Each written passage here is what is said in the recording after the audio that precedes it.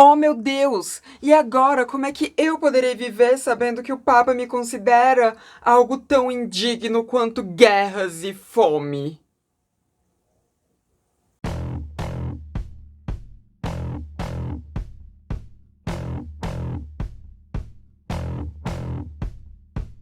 Oi, gente, tudo bom?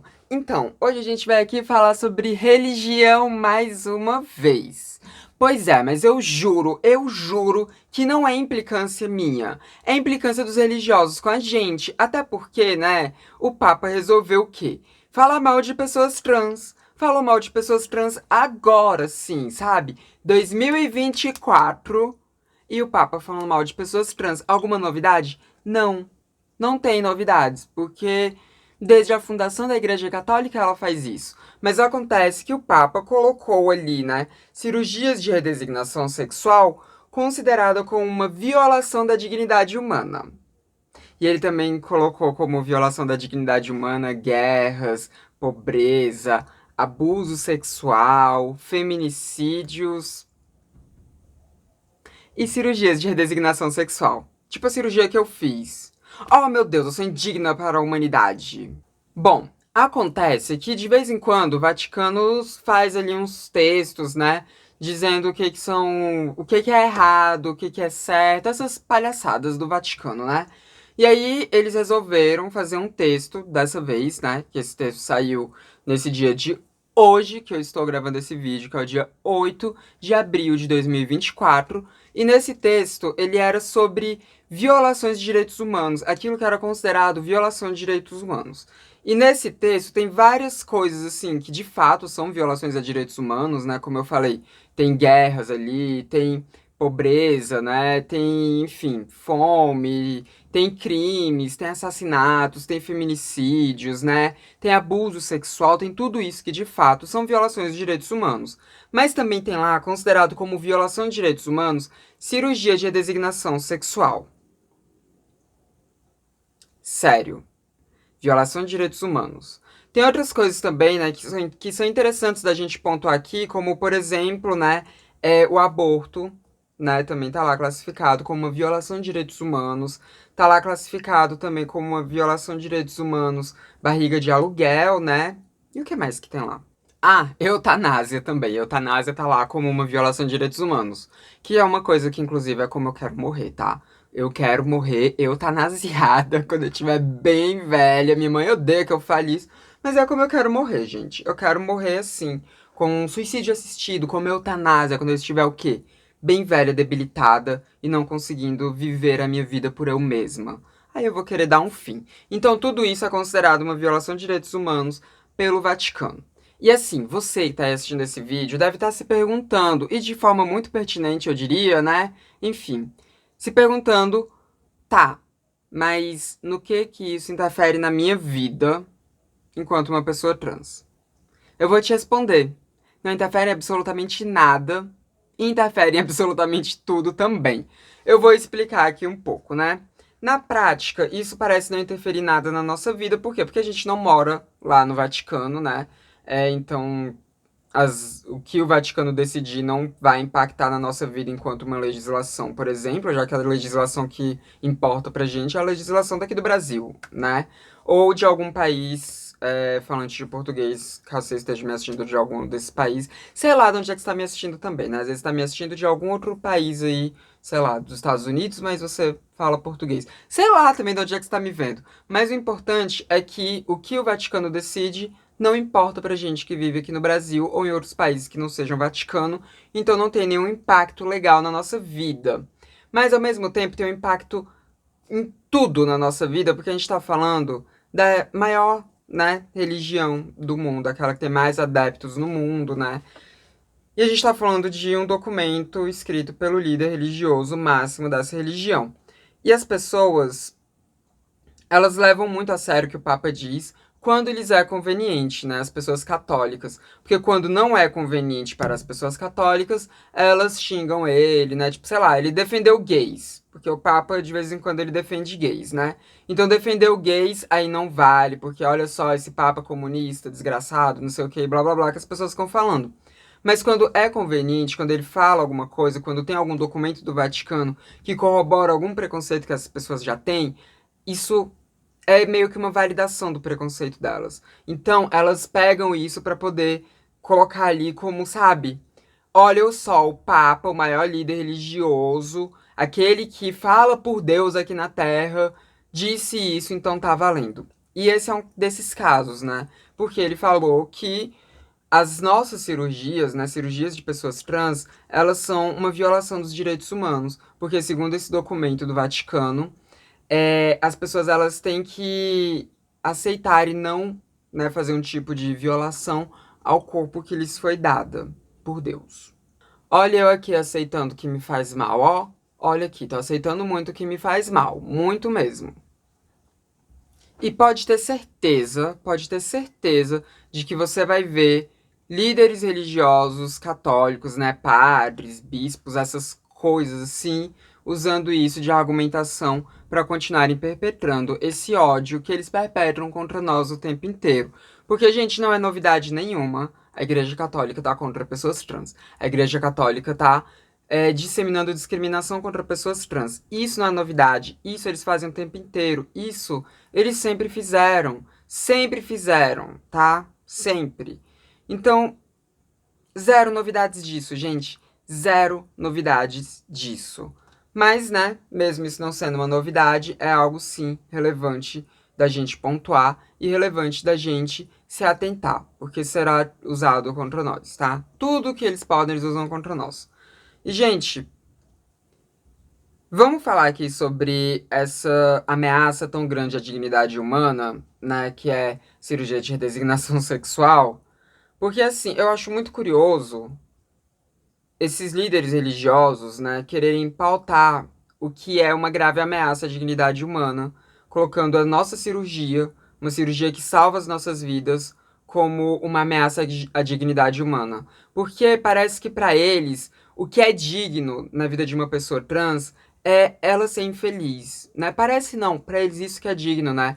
É a pessoa trans ser infeliz, a pessoa trans se odiar, a pessoa trans odiar tudo que ela vê no espelho, a pessoa trans viver ali em um gênero que não condiz com ela, né? Tendo que performar um gênero que não condiz com ela, o que traz dignidade aos olhos desses religiosos é justamente a nossa infelicidade. E a gente só vai ser digna aos olhos deles a partir do momento em que a gente viver a vida que eles querem. É isso que eles pautam para todo mundo, né? Se você não vive a cartilha ali da igreja, então você não leva a sua vida de forma digna diante dos olhos deles. Que eles falam que é diante dos olhos de Deus, mas é diante dos olhos de Deus o caralho, né? É diante dos olhos deles, porque como eu já disse pra vocês em outros momentos, é questão de poder aqui, né? O que eles querem é uma manutenção de poder. O que eles querem é isso, não é, sei lá, fazer valer a palavra de Deus. Não, é uma questão de poder. Religião é toda pautada em poder. E aí eles usam desse poder deles, desse poder instituído religiosamente por eles, dessa exploração da fé das pessoas, né? De todas essas palhaçadas que eles inventam para continuarem mantendo esses poderes deles. Eles usam isso para poder classificar aquelas pessoas que são indignas, e aquelas pessoas que são indignas são tudo aquilo que eles não concordam ou que eles acham que é um alvo fácil. Pessoas trans sempre vão ser um alvo fácil. E nesse período que a gente está vivendo, quando a gente começou a conseguir um pouco de direitos, a gente virou um alvo fácil para toda a extrema direita. Toda a extrema direita e as religiões, né, que amam beneficiar uma extrema direita, né, porque uma alimenta a outra, elas acabam também pegando a gente para bater mais, né? Elas acabam fazendo isso. Então, esse documento do Papa é relevante. A gente pode até achar que não, eu como ateia, por exemplo, para mim não vale de nada o que um Papa fala. Não vale de nada. Mas é relevante quando a gente pensa em como a nossa sociedade é construída. E, né, gente, sei lá, Pra eles eu não sou digna hoje em dia, né? Porque eu fiz cirurgias, modifiquei o meu corpo, né? Fiz a própria cirurgia de redesignação sexual, que é o que tá em pauta. Então a forma como eu levo a minha vida não é uma forma digna, é uma forma indigna, é uma grande violação aos direitos humanos. Mas quando eu tava ali toda infeliz, quando eu tava tendo ideações suicidas o tempo inteiro, né? Quando eu tava me automutilando, quando eu tava em uma completa depressão absurda, né? Quando tudo que eu queria era simplesmente fechar os olhos e não existir mais, morrer de vez para acabar com todo o sofrimento disfórico que eu tinha todas as vezes que que eu me olhasse no espelho, ou todas as vezes que eu fosse tratada de um gênero que não condiz com o meu, ou todas as vezes que eu simplesmente olhasse pra mim, sabe? Olhasse pra baixo, olhasse pra qualquer coisa do meu corpo, toda a vida que eu levava antes, que era uma vida completamente infeliz por causa da disforia, tudo isso era uma forma digna de se viver. Tudo isso era uma forma ok de se viver, né? Porque eu não estava violando o meu corpo, né, como eles gostam de dizer, mesmo que isso estivesse me fazendo ser uma pessoa completamente infeliz e que tudo que eu quisesse fosse morrer. Mas a partir do momento em que eu comecei a modificar o meu corpo para buscar uma felicidade enquanto eu estou viva, né, porque uma felicidade póstuma não me interessa, porque isso não existe. Mas toda a minha busca para conseguir me sentir confortável comigo, na minha pele, tudo que eu fiz para conseguir acabar com a disforia e para conseguir viver sem desejar morrer, tudo isso para eles é uma indignidade. Tudo isso para eles é uma violação de direitos humanos. Então, tudo aquilo que eu tive acesso para melhorar a minha saúde mental, para melhorar a minha vida e conseguir minimamente estar inserida em sociedade sem ter um sofrimento absurdo com essa inserção de sociedade, é uma violação de direitos humanos. Agora, antes não era. Quando eu estava sofrendo, não era uma violação de direito humano. Quando eu estava sofrendo, problema meu, porque o que interessa não é essa vida, o que interessa é uma promessa de uma vida póstuma, né? Uma promessa vazia de uma vida póstuma. E isso daqui, gente, exemplifica muito como que esses religiosos nos enxergam. E aqui é o ponto do porquê que eu bato tanto em religiões. Aqui é o ponto do porquê eu bato tanto nessas coisas, o porquê que eu me irrito tanto com essas coisas, o porquê que eu fico tão puta, porque tudo isso pauta as opressões que a gente vive. As pessoas que nos oprimem, elas nos oprimem em parte porque elas acreditam nesse tipo de coisa. Elas acreditam que é Deus falando em nome do Papa que nós temos uma vida indigna, que nós não temos dignidade humana. Elas acreditam nisso. Elas acreditam porque elas querem acreditar nisso. Porque é conveniente para elas acreditar nisso. Porque elas precisam de algo para odiar. Por que não algo que Deus já odeia? Né? Por que não fazer isso? Por que não direcionar o ódio das pessoas para algo que Deus odeia? Né? E sei lá, é muito curioso porque esse Papa de agora, né, esse Papa Francisco, ele é considerado o Papa mais progressista que teve, né? Porque olha só, o Papa, ele manda carta pro Lula. Olha só, o Papa, ele fala que as igrejas têm que acolher gays e lésbicas, né? Olha só como esse Papa é moderno. É moderno, gente? É moderno? Não existe isso. Não existe isso porque o cerne da igreja é arcaico. O cerne do catolicismo é arcaico. O cerne do cristianismo é arcaico. E sempre vai ser um cerne persecutório com grupos minoritários que sejam convenientes de serem perseguidos. E outra coisa, né, tipo, esse Papa, ele fala, né, que os gays e as lésbicas e bissexuais, enfim, têm que ser aceitos, né, os LGBT têm que ser aceitos na igreja, mas aceitos até a página B também, né? Porque tem que ser aceito, mas seguindo toda uma cartilha também, né? Tem que ser, é aceito, mas desde que viva uma vida totalmente heteronormativa, né? É aceito desde que tenha aquela vida ali que também é uma vida totalmente cheia de privações, né? totalmente cheia de privações. Gente, olha, sinceramente, ele compara uma cirurgia que salva as nossas vidas, né, das pessoas trans que têm uma disforia genital forte, ele compara esse tipo de cirurgia com tráfico humano, sabe? Ele coloca no mesmo patamar que tráfico humano, que guerra, que fome.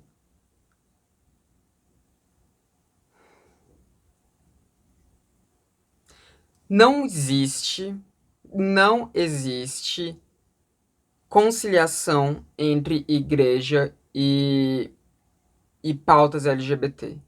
Isso não existe. As pessoas tentam se enganar, né? Querendo buscar ali algo que valide, mas não existe, gente, porque nada do que do que eles acreditam enquanto instituição converge com a nossa vida enquanto LGBT, com os nossos anseios enquanto LGBT, com as nossas necessidades enquanto LGBT, com o nosso estilo de vida enquanto LGBT. Nada converge, nada.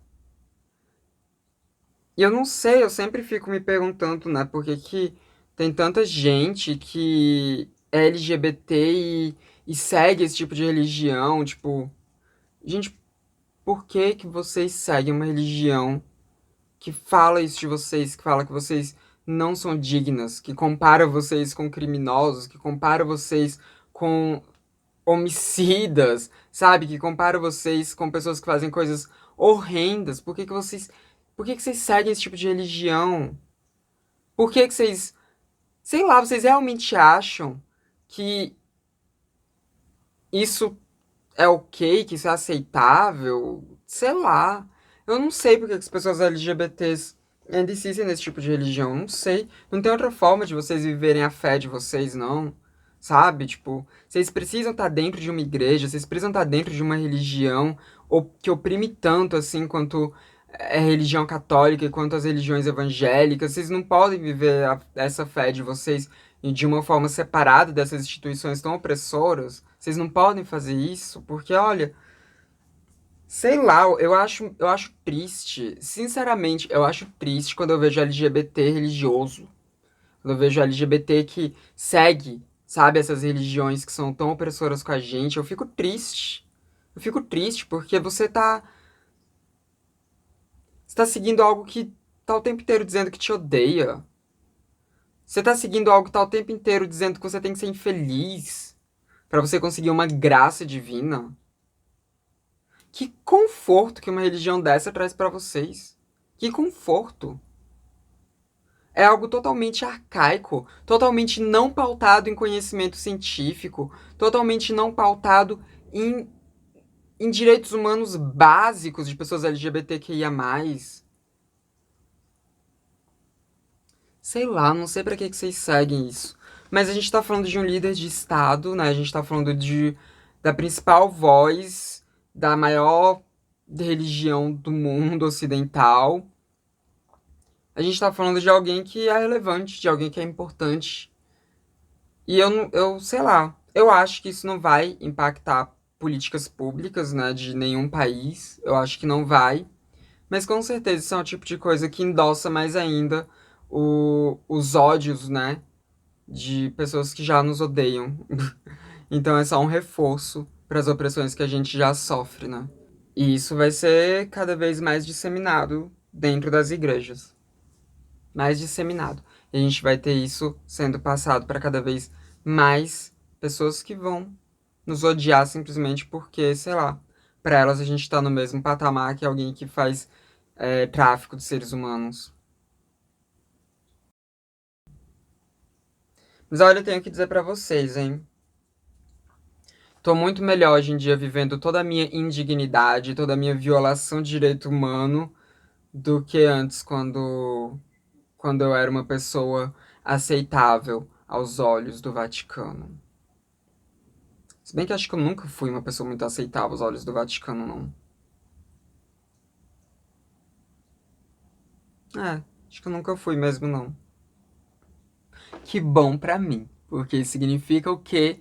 Que eu sou né, mais livre do que esse povo reprimido aí. Ai, gente, olha, eu queria mesmo não precisar falar tanto de religião aqui, mas não tem como. Os nossos principais opressores enquanto pessoas LGBT são religiosos e são pessoas de extrema direita, né? E na maioria das vezes são pessoas religiosas e de extrema direita. Então eles vão estar sempre sendo pauta aqui no Transmissão, porque eles vão estar sempre perpetuando as opressões que nós, enquanto pessoas LGBT, sofremos.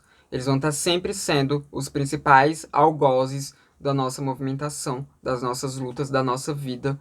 Então não tem como. Isso vai estar sempre sendo pautado aqui. Sempre vai estar sendo pautado aqui.